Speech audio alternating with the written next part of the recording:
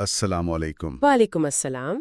آج ہم طبیعیات کے ایک بہت ہی اہم موضوع پر بات کریں گے، وائبریٹری موشن یعنی تھر تھراہٹ والی حرکت۔ جی، اور خاص طور پر اس کی ایک بہت خاص قسم سمپل ہارمونک موشن، جسے ہم SHM بھی کہتے ہیں۔ بالکل، اور یہ موضوع FSC فرسٹ ایئر کے طلباء کے لیے بہت اہم ہے، تو کوشش ہوگی کہ بنیادی تصورات واضح ہو جائیں۔ ہاں، جیسے انسٹنٹینیس ڈسپلیسمنٹ کیا ہے، amplitude, vibration, time period, frequency, Angular frequency, اور خود SHM کیا بلا ہے۔ چلیں پھر شروع کرتے ہیں بالکل بنیادی بات سے۔ یہ وائبریٹری موشن یا تھر تھراہٹ والی حرکت آخر ہے کیا؟ دیکھیں، آسان لفظوں میں یہ کسی بھی جسم کی اپنی ایک درمیانی یا وسطی پوزیشن کے ارد گرد آگے پیچھے حرکت ہے۔ اچھا، کوئی مثال؟ جی، جیسے ایک سپرنگ کے ساتھ بندھا ہوا وزن اوپر نیچے حرکت کرتا ہے، یا گھڑی کا پینڈولم جھولتا ہے۔ یہ دونوں اپنی مین پوزیشن کے آگے پیچھے جا رہے ہوتے ہیں۔ ٹھیک، لیکن یہ حرکت ہوتی کیوں ہے؟ مطلب جسم کو کیا چیز مجبور کرتی ہے کہ وہ ایسے ہی حرکت کرے؟ اس کے پیچھے ایک قوت ہوتی ہے جسے بحالی قوت یا ریسٹورنگ فورس کہتے ہیں۔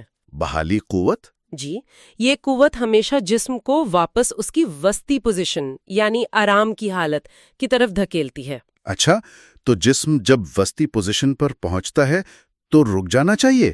نہیں، وہیں تو دلچسپ بات ہے، وہ رکتا نہیں ہے۔ کیوں نہیں رکتا؟ اپنے انرشیا کی وجہ سے۔ جسم میں حرکت جاری رکھنے کی صلاحیت ہوتی ہے نا، تو وہ وسطی پوزیشن سے گزر کر دوسری طرف نکل جاتا ہے۔ اوہ، اچھا۔ پھر دوسری طرف جا کر بحالی قوت اسے دوبارہ واپس مرکز کی طرف کھینچتی ہے، اور یہ آگے پیچھے کا چکر چلتا رہتا ہے۔ سمجھ گیا۔ تو یہ تو ہوئی عام وائبریٹری موشن۔ اب یہ سمپل ہارمونک موشن یعنی SHM اس سے کیسے مختلف ہے؟ بہت اچھا سوال ہے۔ SHM جو ہے نا، وہ وائبریٹری موشن کی ایک بہت ہی خاص اور سادہ قسم ہے۔ خاص کیسے؟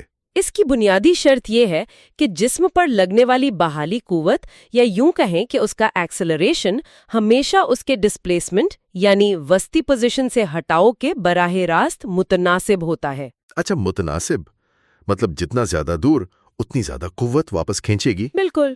اور دوسری اہم بات یہ کہ ایکسلریشن کی سمت ہمیشہ ہر وقت وسطی پوزیشن کی طرف ہوتی ہے، یعنی A پروپورشنل -X۔ ایک دم درست۔ یہی SHM کی ریاضیاتی تعریف ہے۔ A یعنی ایکسلریشن، X یعنی ڈسپلیسمنٹ کے ڈائریکٹلی پروپورشنل ہے، اور منفی نشان بتا رہا ہے کہ سمت ہمیشہ X کے مخالف یعنی وسطی پوزیشن کی طرف ہے۔ تو وہ ماس اسپرنگ سسٹم والی مثال یہاں فٹ ہوتی ہے؟ جی ہاں، وہ بہترین مثال ہے۔ جب آپ ماس کو کھینچتے ہیں، ڈسپلیسمنٹ X دیتے ہیں، تو ہکس لا کے مطابق اسپرنگ ایک قوت لگاتا ہے F = -kx۔ F = -kx۔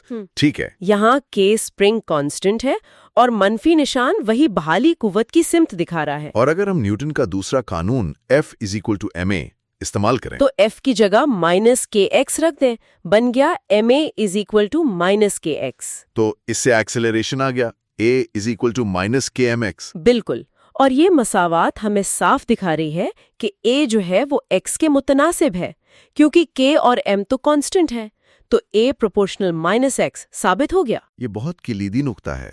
اس کا مطلب ہے ایکسلریشن بھی مسلسل بدل رہا ہے، کب زیادہ ہوتا ہے کب کم۔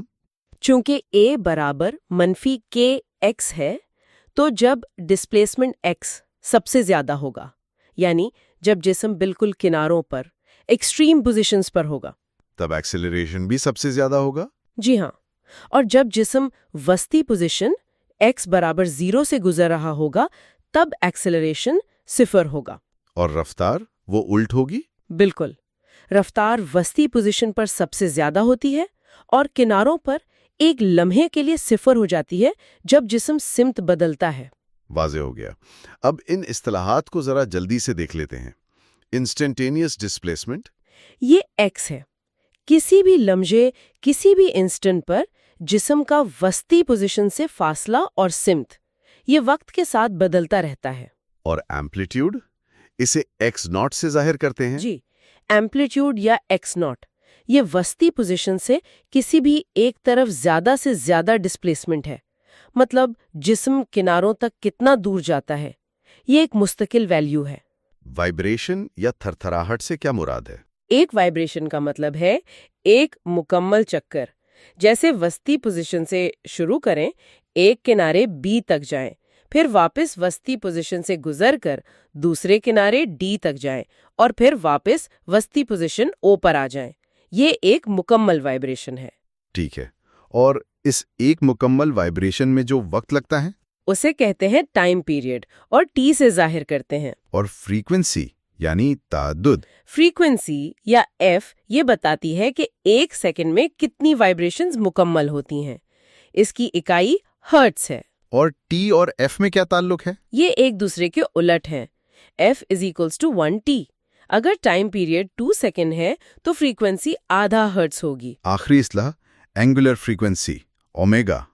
जी, एंगुलर फ्रीक्वेंसी ओमेगा।